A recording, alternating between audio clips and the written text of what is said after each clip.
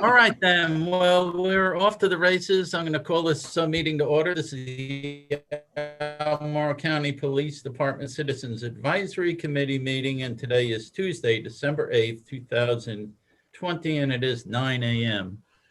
We have a housekeeping, which is, of course, the protocol associated with the COVID-19. So this meeting is being held pursuant to and in compliance with ordinance number 20-814, an ordinance to ensure the continuity of government during the COVID-19 pandemic. The members who are electronically present at this time are, and please present, Brian Williams. Present. Diantha McNeil. Present. John Spriggett. Present. John? Okay. Olga Belcher. Present. And of course, Richard Hewitt May.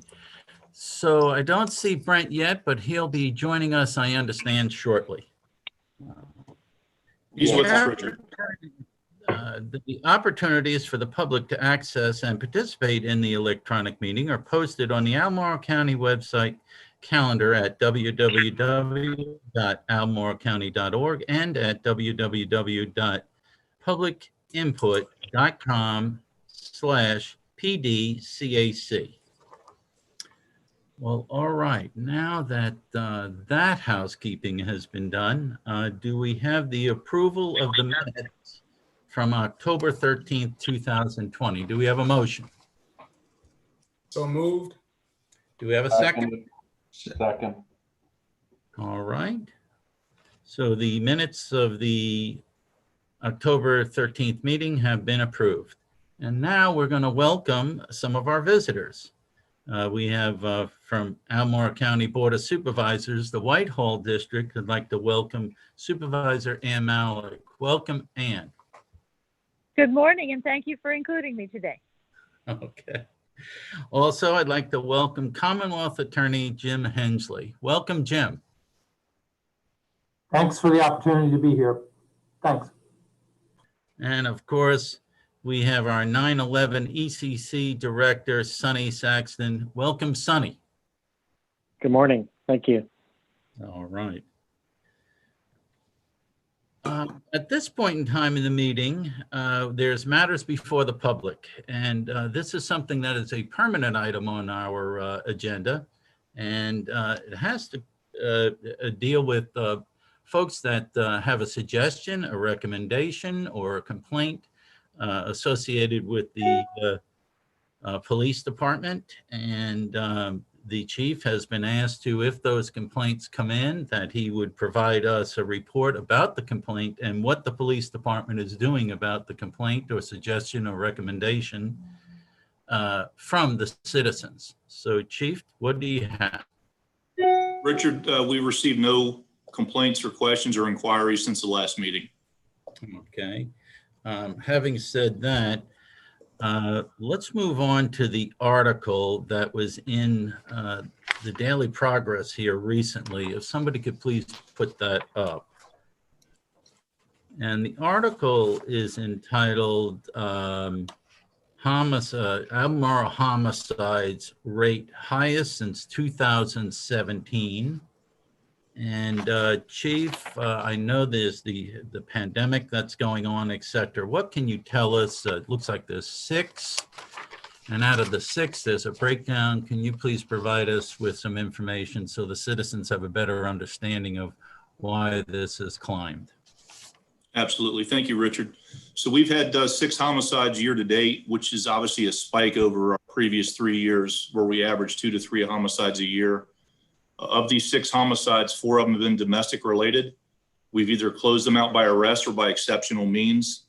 The 2 additional homicides that we had, we've made 1 arrest on that. So 5 of the 6 arrests have been made.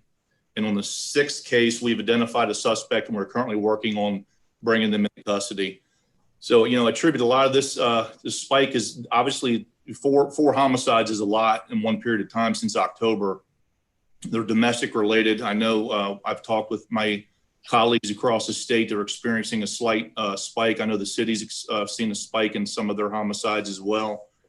So one of the things that I am recommending every time I go out and speak is to use the resources we have here. We're in different times now with COVID. Everybody's life's been changed to an extent. We're doing things different. So sometimes mental illness can set in where it wasn't before, and it may be come to the surface. So we're asking people that if they need resources, we've got the best resources in the region here to reach out to those folks and get the assistance they need. The other thing I'd like to say, Richard, if you have a minute, is I'd just like to commend my homicide detectives for the work that they've done. This is unprecedented working during COVID, going out and investigating these crimes while maintaining all the things that the CDC and the health district requires us to do, but still be able to do our job. So a tip of my cap to them for doing such great work. Well, all right then, let's ground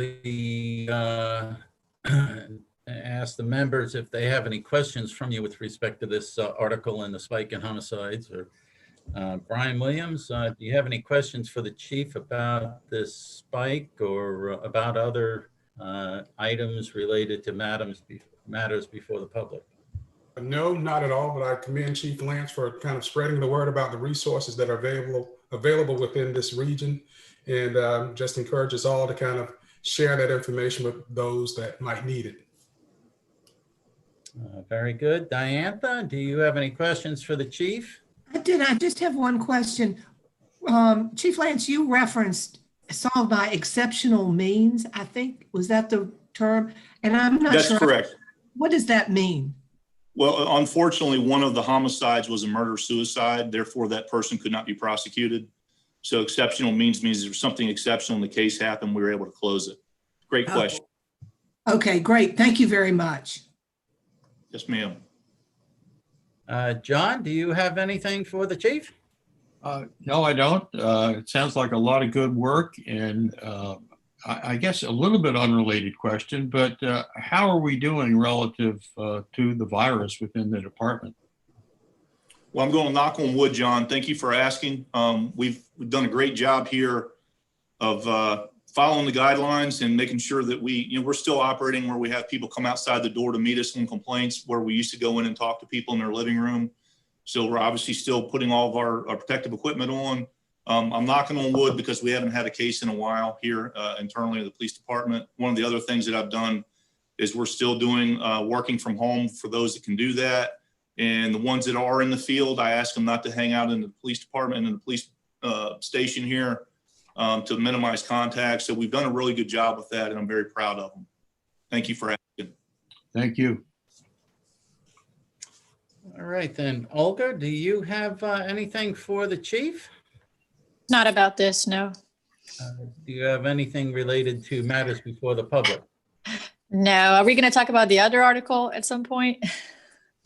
That article had to do with the city, and we can talk about items related to it if you'd like. Do you have a question? More of a comment, I think. I read it a couple of times, and I forwarded to loved ones because I think it's going to be a trend around, our country. A lot of people are supporting police and a whole lot of people are not, and are saying they're not needed and yada, yada. And as we can see in this article, that's just not the case. Something happens when there's no police presence. And unfortunately, it's not something good. It's something very negative. So I don't know. I guess I don't really have a question. I just, I was just shocked that it came so soon, but I don't know. I just foresee it happening, in many, many places. And I'm sure there's more that's not getting reported. People probably really, really missing the presence of the police in a lot of places. And a lot of people taking advantage of that. So maybe any comments on that the chief has. Thank you, Olga. I'm with you. I didn't really hear a question more than a comment. I appreciate you speaking on it. We had to move that because we were strapped for time, so I'll be really quick. One of the things we've done here in Albemarle County is our geographic-based policing model that we implemented in 2012. So we are committed to the community. We do make those investments in our community, build the relationships so that they feel comfortable reporting crime to us. They feel comfortable picking the phone up. They feel comfortable talking to the officer when they come out. So I think that we have done a very, very good job here in the county of making our community understand that we are a part of the community as the police department, and we've got to work together to solve crime. And we're going to continue to do that, continue to make those investments in our community to make sure that everybody is served and everybody feels comfortable reporting crime to us. Chief, I think she was also referring to the areas, poor areas of our county. And of course, the geo-policing model has helped quite a bit. And I'd like to take a moment and thank the supervisors for providing the additional resources for the county to have the geo-policing / neighborhood model. This model is, of course, more costly than standard public policing. And with respect to the areas of the county that do have the poor, I think what Olga's getting at is let's make sure that those people have the kind of protections that they so desperately need. And how does the neighborhood model ultimately assist in that?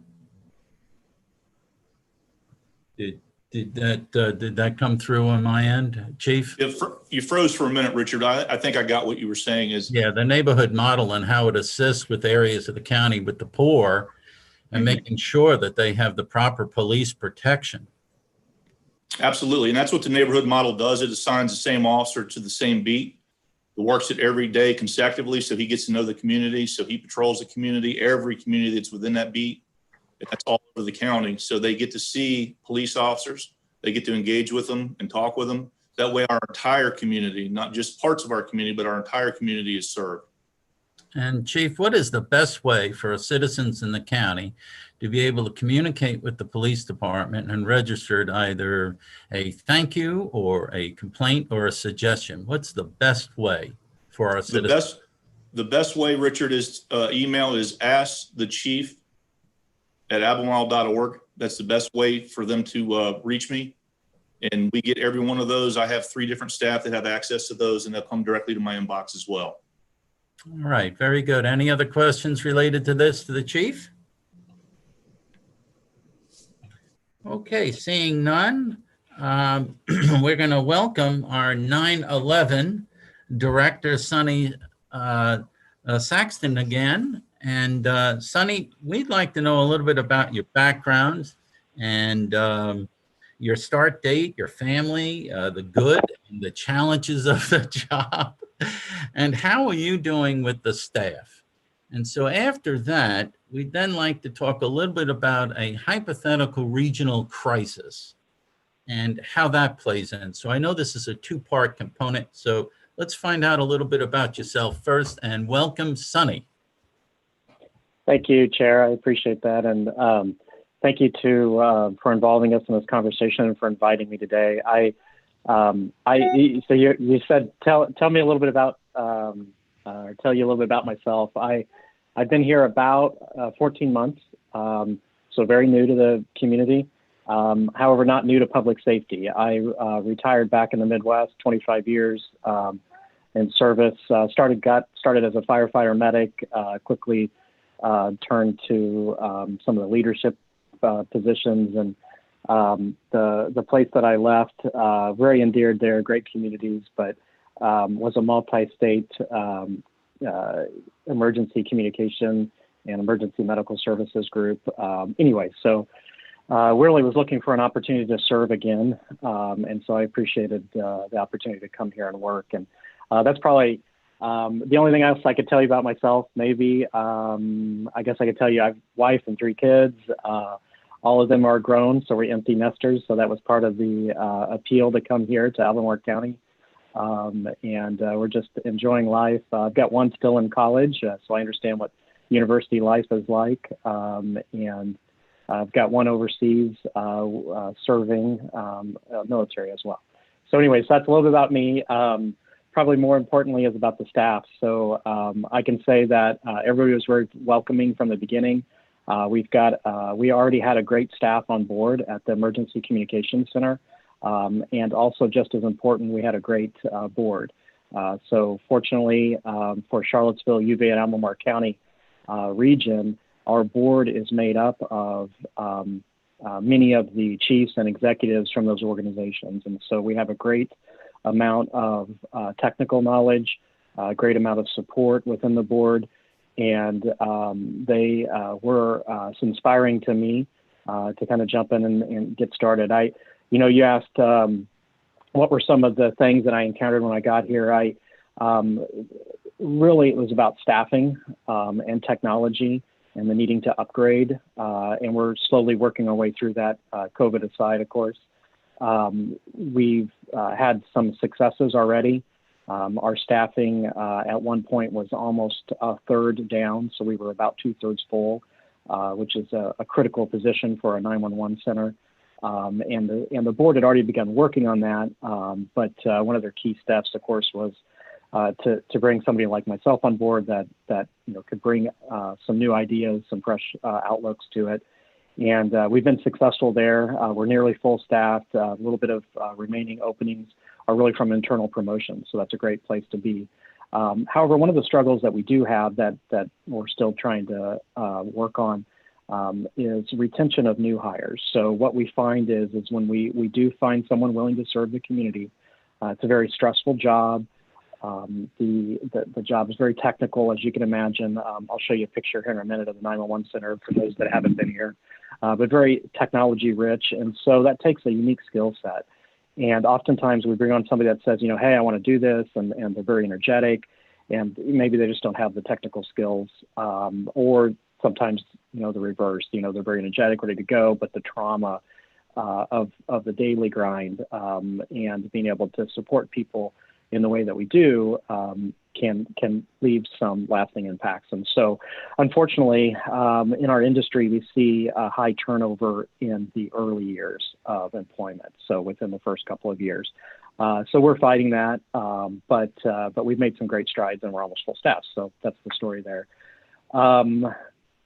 So as far as what the future holds for us, again, it's working on those staffing issues, but it's also working on some of the technology, and I'll get to that in just a minute as I answer the kind of the two-part question that you posed. When I think about our place in the community and how we can continue to support the Albemarle Police Department as well as those other agencies that we support, I think a lot about how we can utilize the talent that's already here. But there's, as this committee is very aware, we have a lot of community and social issues that can intersect with our job in the 911 world. And certainly there's some strategies that we can employ to work on that. So if I may, I've got just 4 quick slides to kind of answer your question about what would the community response look like for an emergency, such as what you described. Hold on one second. I did want to ask you a quick question. Who are the current members on the board, and are these meetings, as my understanding from going to the website, they are in fact public meetings? And how often do you meet, and where do you meet? And I'm sure the public may be interested in attending one of them, being that these are in fact public meetings. Yeah, thank you. Yeah, I'm sure the board would welcome additional public input. We've got on the board, so it's really a regional partnership between Albemarle County, but also Charlottesville and University of Virginia. So we have equal representation from all the parties. Chief Lance, of course, is on there, and he probably could speak more about the board from that perspective because obviously he's been on it for a while and I'm brand new. I don't serve on the board. Instead, I am hired by the board, so I'm the executive director for the board. But as far as who's participating, Chief Lance could tell you, but we have police chief, fire chiefs from the organizations, as well as an executive support member from each one of the organizations. So we have a really strong level of support on that board. Chief Lance, anything you'd like to add there, sir? It's from all 3 regions, correct? It's county, city, and university. And it's my understanding they meet, the board, and it's a public meeting. Do you know when they are, these meetings, and how often and where they would be? Yeah, thanks for that opportunity. So we've got, typically we have 4 meetings a year, and that's set by the board chair. And the next meeting would be in February, so they're spaced out from there. So February of 2021 would be the next meeting. And those will be posted on our website, so that way they can, public can very easily attend. Even though we're in this COVID area, I know it's a little awkward to meet on Zoom. But one great thing about that is it makes it super easy to participate in meetings like this, right? And so coming out of it, the pandemic, as we do that over the next year, I wonder if there's not an opportunity to keep some of that flowing, because certainly it allows public to join. So I would encourage anybody that's interested on this committee or any from the public to take a look at our website, albemarle.org, and then it's Emergency Communications Center. And you can find out more about the board. You can see all the minutes. You can see the past video presentations from there. Okay, well, then the second part of the question was more of a regional emergency. We know our good friends at Virginia Tech had a terrible situation a number of years ago where they had a shooter. So that was just an example. Really, what the public might be interested in is hearing from you on how you get all hands on deck. And I understand some of this is privileged information, but maybe you can give the folks in the community and here on the board an idea of, should a regional crisis come and all hands on deck are required, and this of course involves Jim as well, because and a number of our leaders in our community, to include the board of supervisors, etc. How does that, the mechanics of that, if you will, without giving out privileged information, work? Well, thank you, Chair. That's a great setup. If I may, can I share my screen real quick? I've got 4 quick slides just to kind of take us around the world on what. Okay. Absolutely. Let's see if I can do this right.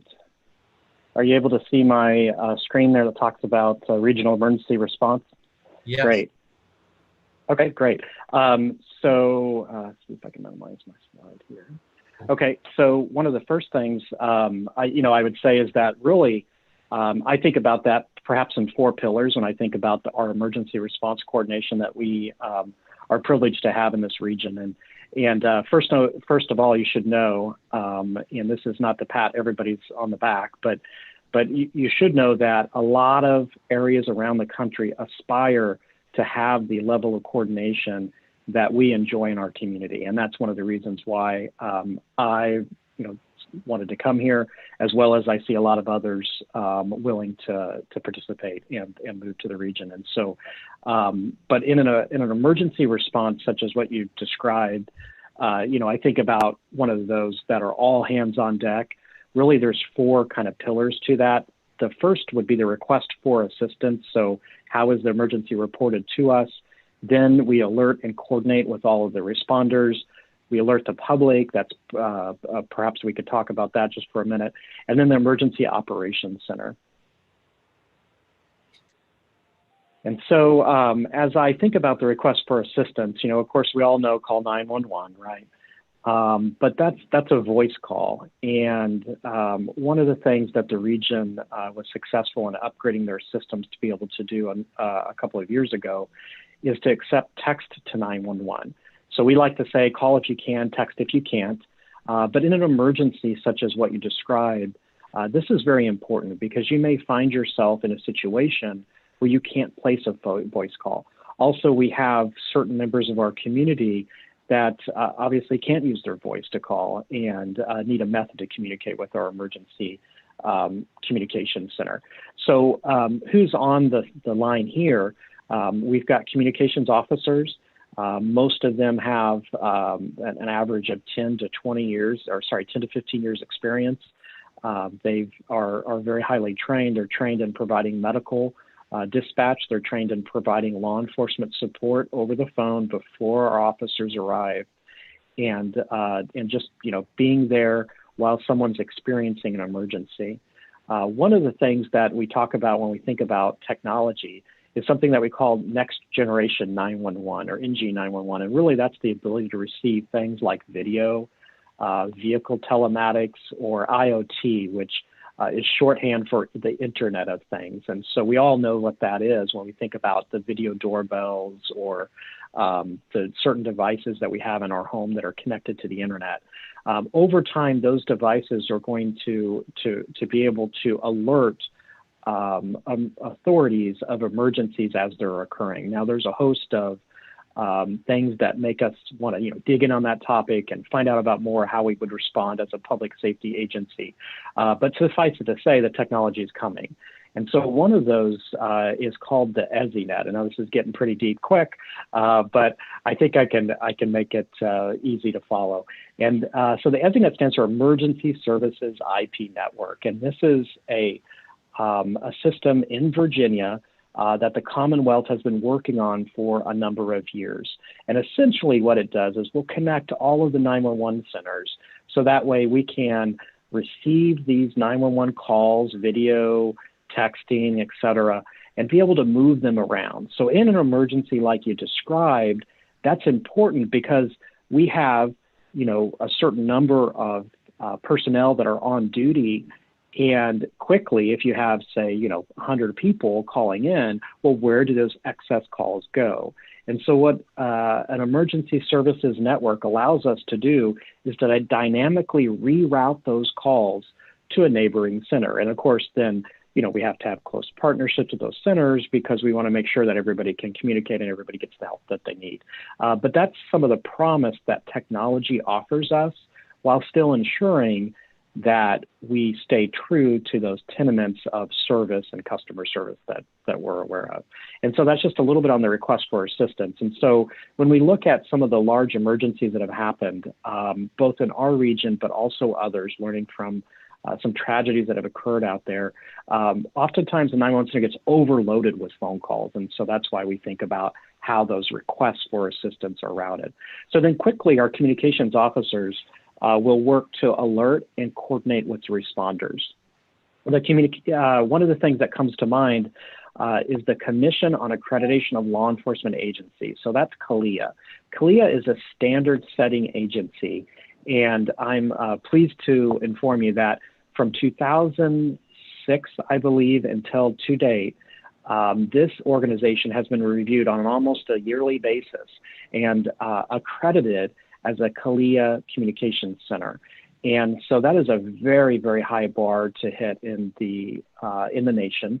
And that's one of the things that we pride ourselves on. But that said, it's really about service to the community, right? And so how do we do that? So one of the things that we use is a trunked radio system. So, that's the, some people call them walkie-talkies in the old days, right? But now we refer to them as, a public safety radio, right? And so that's how we communicate with our officers and with our field units, our medics and our firefighters. And we're in the process of upgrading that. So both your committee members as well as the public may have seen some work going on throughout the region as we've installed additional towers and additional systems to do what we call, which is a P25, which stands for a standard radio system. Now that upgrade is very essential to our services, and I think the committee here, as well as our three partner agencies and a host of others for supporting us in that effort. That's about an $18 million upgrade. It increases our coverage area on the network, allows us to be interoperable. And what that means is the ability to communicate not just with our officers that we talk with daily, but also those that may come in. So if Chief Lance needs to ask for a mutual aid from another entity, he has a reliable emergency communications network to do that on. There's also some enhanced services that come with this upgrade, things like location. So each radio has most radios have a built-in GPS system. And so being able to harness that GPS system and know exactly where the officers are when they get out of a vehicle can certainly help with officer safety. Also, there's another thing that happens in a large event like what you're describing. and that's incident dispatch. And so what incident dispatch is getting the communications officers closer to the scene so they can help manage some of those communications and allow our officers and investigative staff to be able to more effectively communicate. And so by being closer to the scene, we can put a vehicle there and utilize those the radio system with its upgrade technology to be able to do that. Just quickly, I want to mention two other things, and that's the FirstNet system. So you may hear about FirstNet. Essentially, that's a cellular network for first responders that offers things like priority on the network system, on the cellular system, or preemption. And so that means that when something like what you described is happening, oftentimes our cellular towers will become overloaded. But our emergency personnel need to be able to make phone calls, right? And so using a system like FirstNet, they would be able to do that. And so that's something that we've invested with here in this region as well. And then lastly, another quick note, automated station alerting. So that saves time. And what that is, and some of the advisory members here may hear that if they listen to a scanner. And that's an automated voice on the radio that helps with dispatching. And so when we talk about that all hands on deck approach, right? And we need to alert a lot of emergency responders at one time. The automated station alerting helps us do that. And so that is a system that we are installing now. We're starting with some of the fire departments, and you might even hear that on the radio as we do some testing. Just a couple of quick, two additional slides. So alerting the public, and so this is a big one. We use a system called Code Red. And Code Red helps us communicate in emergency settings real time to the community. But you have to be enrolled in it ahead of time because we do have the emergency broadcasting system that would send an alert out.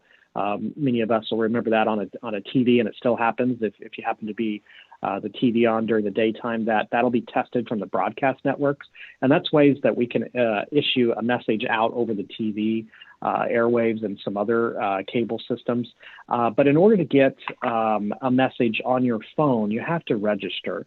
And so one of the things I would encourage your members and the public to do is to sign up for an alert system it'll alert things such as weather that might be coming to your area. It is a smart system in that it knows where you're located. So if you allow it to, you don't have to, but if you allow it to, you can tell it to allow to know your GPS, and then you'll only get alerted for things in a ring. If you don't like that option and you prefer not to have the application on your phone know where you are, right, tracking your GPS, you can certainly turn that off and be just alerted with the messages that you receive. Also, I wanted to mention social media is very big. And so we're not just from a public relations standpoint, but in a communication, right? So in a disaster, we're seeing some of the other colleagues around the country that when they have a hurricane or they have a large disaster or shooting like you described, social media can be used to communicate to the 911 system. And in the 911 system, we'll watch that, we'll monitor that when able during an emergency to be able to communicate with the public. And then I also want to mention for our university community that they have a special program aside from Code Red that they offer to the university community, so their students and faculty and community members. And so UVA has a specific alert program that they use. And then the last I would mention about alerting is larger events such as this utilize what I would call a joint information center or a JIC. And the joint information center is essentially the public facing components of all of the partner agencies come together, and they can work on trying to get messages out quickly, because we know that if Chief Lance and his crew is working on something, they're very intent, right? It's difficult, but it's important to be able to give a message to the community. So oftentimes they'll use what we call public information officers or PIOs, and they come together in a joint information center and work on that messaging. The last thing that I'll mention is emergency management coordination, and this is that all hands on deck that you mentioned. Oftentimes in an emergency, we'll start with a virtual EOC, so in a virtual emergency operations center. And so we're always in constant communication with each other. When something might be popping up, we'll send a message to our partners using a system like that. But then quickly, if we were to take the scenario that you described, quickly we need to get together, right? And we would utilize an emergency operations center. And that's what we call unified command. So everybody has a seat in the emergency operations center. They're very used to working together. And this just gives them a place that they can observe what's happening in the emergency, develop tactics that are coordinated, and utilize that to apply resources and coordinate those resources with others. Also, that's often where you'll see a joint information center set up. And then just touch on the phases of emergency management. We think about this as kind of a holistic process from the preparedness to the response to an event. So that's when the first 911 call comes in. And we know many of our responders, including the Albemarle County Police Department, will be part of that initial response. But then quickly, Chief Lance's team will begin thinking about recovery. So how does he help the community get back to a state of normal? And then also we think about mitigating the disaster as well. So once it's here, and that is where we're at in COVID, right? So we already know it's here, the pandemic's affecting us. What do we do to mitigate that and lessen the amount of suffering and lessen the amount of impacts on the community? And that's very much where we're at today. And so I'll just pause there. And my information's on the screen. Certainly, I just want to see if you guys had any questions, or maybe hopefully that answered your questions, Chair. Sonny, I got to tell you, that was very comprehensive and certainly appreciated. I'm sure some of the members may have a couple of questions. Why don't we start off with Brent Hall? Do you have a question for Sonny? No, that was pretty good. It's a lot of information I didn't realize. Thank you. Brian Williams, do you have a question for the director? Yes, a quick question. I know you mentioned this whole notion of burnout or compassion fatigue. What could we do, or what you guys might be doing to really address that reality of compassion fatigue when we think about those communication officers who oftentimes are the kind of first receivers, if you will, of some of these challenging kind of situations that people are facing? Well, yeah, thank you, Mr. Williams. I appreciate that. Yeah, and you said it very well, compassion fatigue, and that's what it is. And our emergency communication center utilizes a peer support model, so a peer support group. So we want to be there shoulder to shoulder with each other. And so oftentimes it's hard to walk a mile in somebody else's shoes, right? But if you've been there and have understood some of the situations that have encountered, a peer support helps with that. But peer support has to go beyond the 911 center. So that's why I appreciate you bringing that up. And really, that's about our connection with our community. One of the best ways to combat compassion fatigue in the emergency communication center is to think in terms of connecting with the community, seeing the good results of the work that we can do. Because as you can imagine, we're in a confined space. So we communicate with community members that sometimes at their most dire or their worst setting. We help them hopefully to get better, but we don't necessarily know what happens after the outcome. And that can really add on the stress. And so for us, that peer support program really involves connection with the community and connection with our first responders and our law enforcement personnel. So like, for instance, we know that we can reach out to Chief Lance's staff, and they understand what we're going through, and they can provide some support to us. So really, it's a community approach to be able to envelope them and help them continue to be able to do the work another day. All righty. Diantha, do you have any questions for the director? I do. And just from the big picture, I've been following nationally news stories about response, specifically fire and rescue specifically. Their capacity is just gone. What is the picture in our community if someone calls 911 and needs the rescue, right? What's the capacity? Are you seeing any challenges right now? Well, question for Dan Eggleston, but I'm just interested since I have you here. Yeah, no, that's, and it's a fair one too, right? So our capacity within the 911 system is good in the community. And I have to be careful because I don't want to get out in front of the other agencies because they may have a better view of resources that may be competing or limited at the time. But I can tell you overall the capacity is good. I would say that if if you need help, call for help. If you need assistance, something that we can partner or we could provide, please reach out. Now at the 911, what we're finding is that many of our community members, when it comes to the pandemic in the last 6 to 8 months, they may call 911 because they don't know who else to call, right? And we will help them get to the right place. So it may not be a traditional response where you see, say, Chief Lance's folks come out, or sorry, their officers come out to the scene, or to see Chief Eggleston's firefighters or EMS respond. You might see a request for help where we connect somebody to a food bank, or we may help them get connected to social services. And so what we find is that it's a unique time. It's a very challenging time, but I believe the capacity is there. Now I'll defer though to Chief Lance to answer how the call volume may be increasing or how he's having to change his approach, because really that's a law enforcement specific question. John, do you have any questions for the director?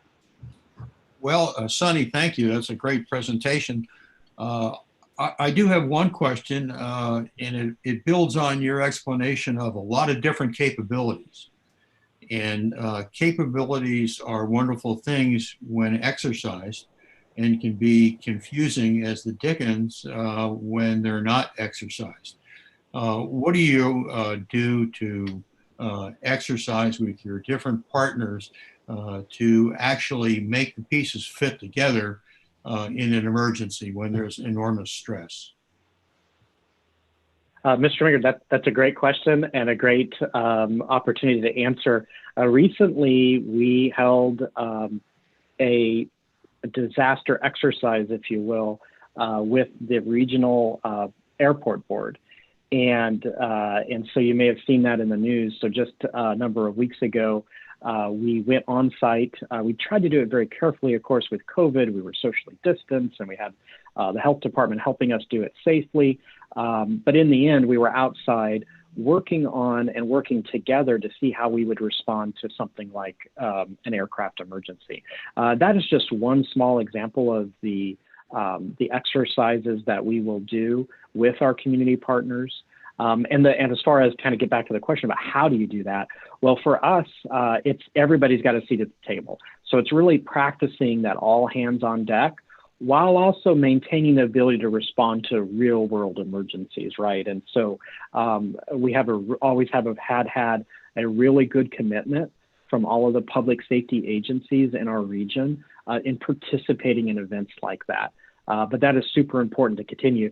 And you're right, especially when it's easy for me to talk about the efficiencies of technology and the promise of technology. But at the end of the day, technology can fail, right? And we need to make sure our personnel are there and are ready to respond. And so that's where the practicing an emergency before it happens is super important. Thank you. All righty. Running a little short on time. Olga, do you have any questions? No, sir.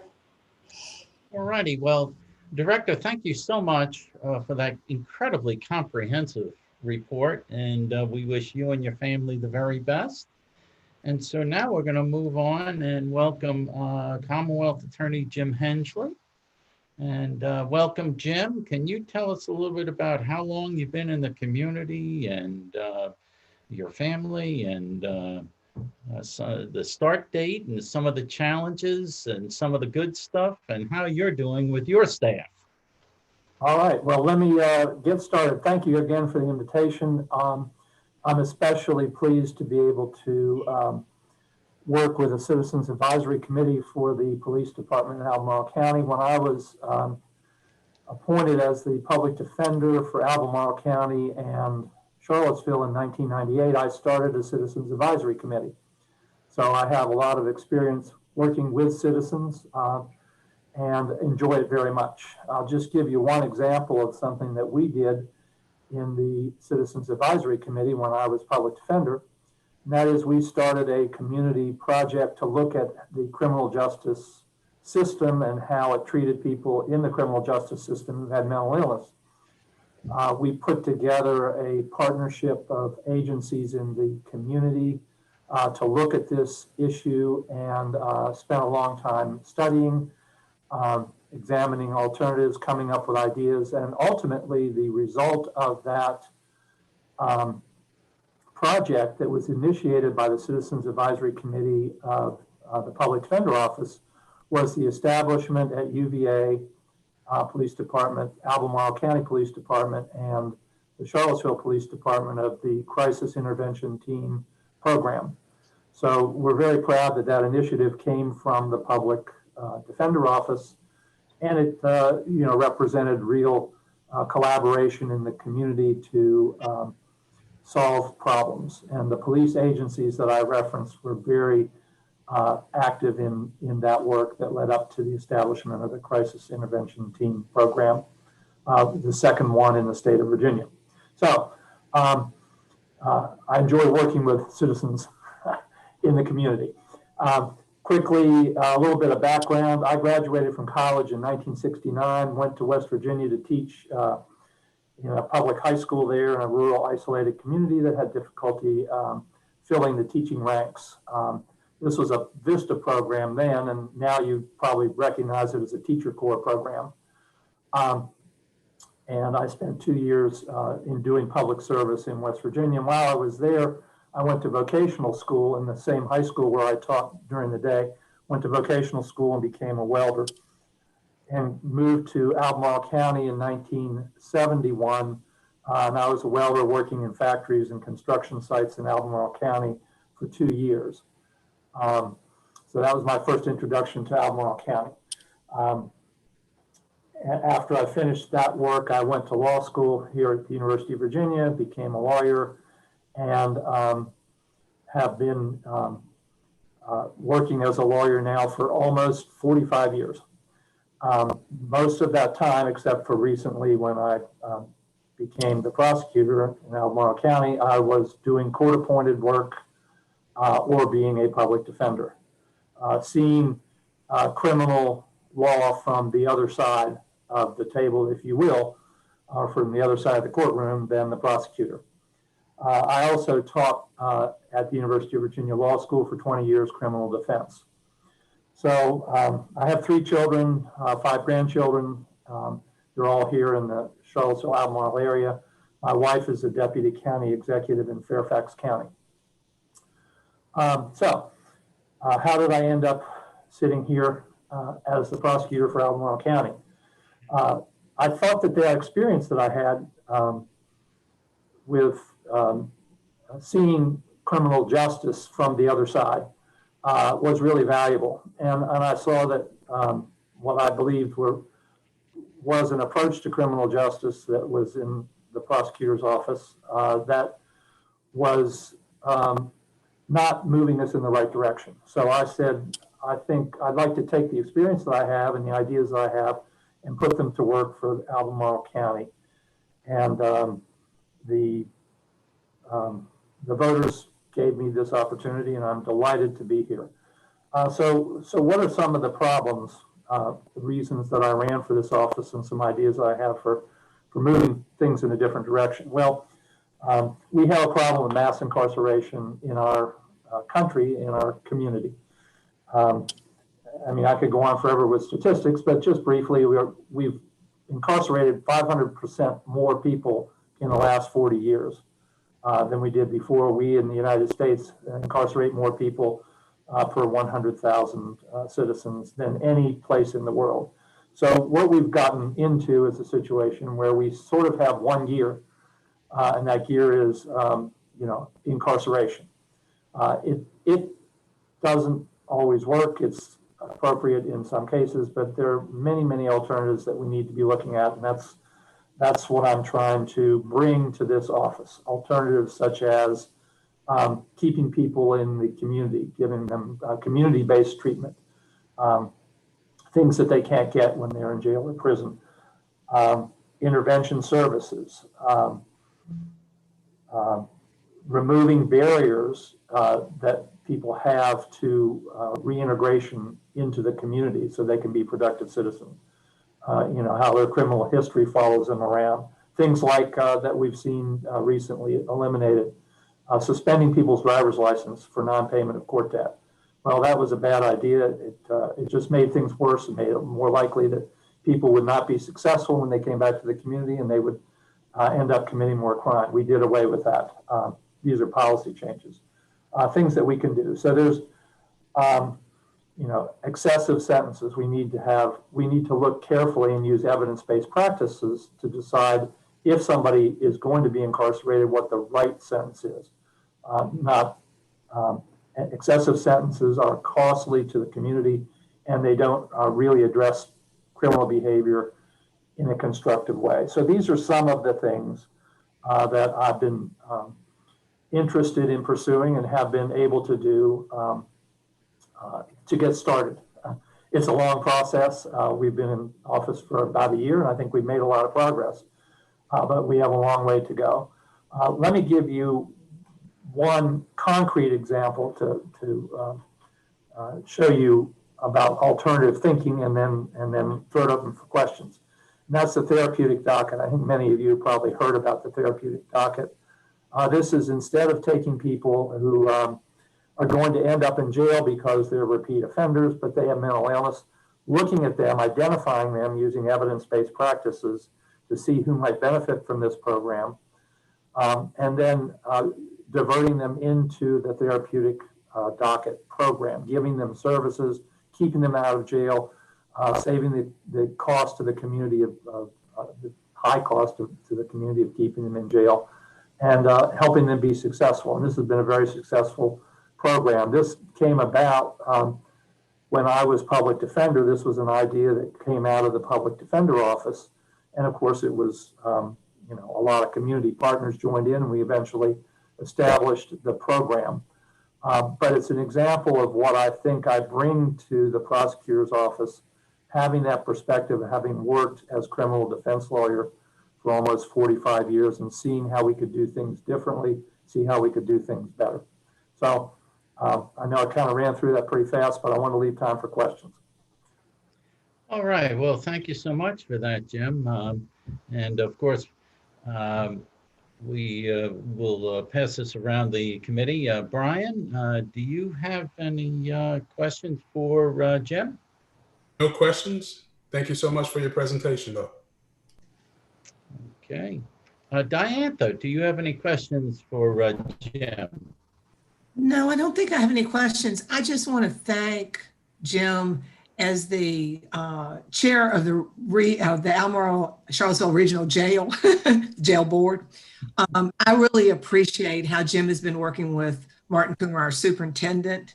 The connection there has really been beneficial for our community. And Jim, thank you. You have had a presence and in that work, and I really just appreciate it. And thank you very much. Thank you. All right. Olga, you have any questions for Jim? No, not at this time. Thank you. All right, Jim, I have a couple of questions. Can you tell me where your offices are? Because sometimes the public has no idea where these various departments are. All right, we are in Court Square, and we are in the courts building, not the Albemarle Circuit Court building, but the building where the General District Court is. And we are in the basement of that building. And the entrance to our office is off of High Street across from the juvenile court. And is there some parking there, or what people do? Let's say somebody from the citizens wanted to set up an appointment and come see you and chat with you about some recommendations or suggestions, or maybe they have some complaints about how they've been treated. How does a citizen go ahead and communicate with you that they have a suggestion or recommendation or actually a complaint about how maybe they've been treated unfairly.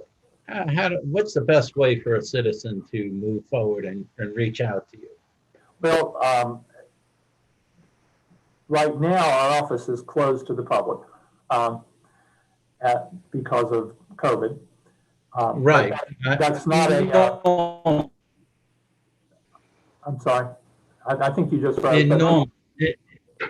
In normal times, I'm referring to. Yes, well, in normal times, certainly people are welcome to come by the office and make an appointment, and we're always willing to meet the public. But in these times, an alternative, which is, I think, a good alternative even during normal times, is to get in touch through email or phone. The email and phone numbers are on our Albemarle County website under the department. And so that would be the way to communicate, and we will respond. My email is listed, my phone number is listed. Please, for any members of the public who are listening to this presentation, please feel free to get in touch through those means at any time. Best parking spot would be the garage. You're not really that far from the garage, are you? The Market Street parking deck, yes, that's pretty close. There's also curbside parking in Court Square. It's often quite full. Sometimes hard to find a space, but if you drive around the block once or twice, you might just be lucky and get a space right there on the street. Right. Well, thank you so much. Are there any further questions for Jim? All right, then, seeing none. Could I just add one thing? Yes, please do. And I want to express appreciation to Major Reeves, because he's working now on a project with the police department to decriminalize mental health calls for service and look for ways to improve mental health calls for service. And he's reached out to the community and has a number of different partners in the community who are looking at this issue and trying to find solutions. And he was kind enough to include the prosecutor's office. So I'm very grateful for that opportunity to cooperate with the police department in that way. Outstanding pick by the chief there with Reeves. Of course, he's been a fabulous member of our police department. Well, I'd like to thank everybody and for attending the meeting, particularly the visitors, and also thank the members for their service to our community. And so that just about sums it up. Do we have a motion to adjourn? Olga, is she with us? Let's see. Brent, do you have a motion to adjourn? Yes. All right. To adjourn. And I will second it and thank everybody again and have a wonderful holiday season. Thanks. You too. Bye-bye. Bye-bye. Be safe, everyone. Thank you for inviting me. Bye-bye. Bye-bye. Bye-bye. Oh, and there you go. Hi, Ann. Bye. I got to have your picture, so that's why Ann, thank you for attending. I learned a lot and I have great notes. Thanks again. Bye-bye. Bye-bye, guys.